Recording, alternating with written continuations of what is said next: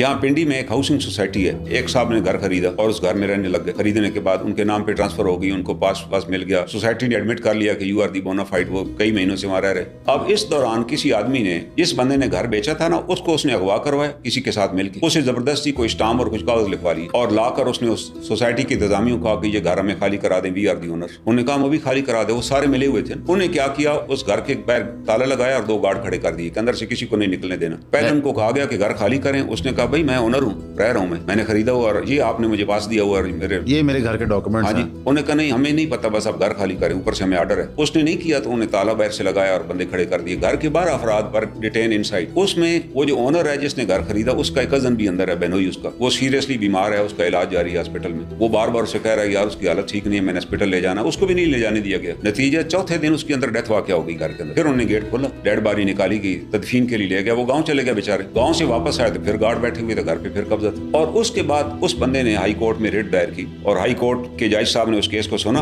ये किस तरह मुजरमाना फेल हुआ कि आपने बंदा अंदर ही मार दी, विद इन 7 डेज इसका जवाब जमा करें। लेकिन 7 डेज से पहले जज साहब की यहाँ से पिंडी से पोस्टिंग हो गई और उसके बाद वहां से हमें मैसेज मिल गया case is cancelled by order. जुलाई का वाकया, इस साल का सितंबर भी गुजरने वाला है, दोबारा केस नहीं लगा। और जब भी मैंने रब्ता किया कि यार ये केस क्यों नहीं लग रहा है, तो सर कोई जज सब अवेलेबल नहीं है जो इस केस को सुने। एक अगर सोसाइटी के मालिकान अगर इतने ताकतवर हैं कि जज का ट्रांसफर करा दें, केस भी ना लगने दें, और वो इतने आप कह लें जालिम हो कि बंदा ही अंदर मार दे बंद करके, उसको इलाज भी ना कराने दें जिसके डॉक्यूमेंट उनके पास है। हमें तो शिकवा ये है कि वो अदालत जो 3 दिन के अंदर एक फैसला रिवर्स कर देती है 2 जजों से, उस अदालत के पास मोहतरमा आलिया नीलम साहिबा चीफ जस्टिस है ना, मेरा उनसे सवाल है कि अभी तक आपको कोई जज नहीं मिल सका पिंडी के लिए कि इस केस की समाअत के लिए जो जुलाई का केस है कोई जज लगाए। आपने किस तरह वहां से हमें मैसेज दे दिया कि बेंच इज नॉट अवेलेबल।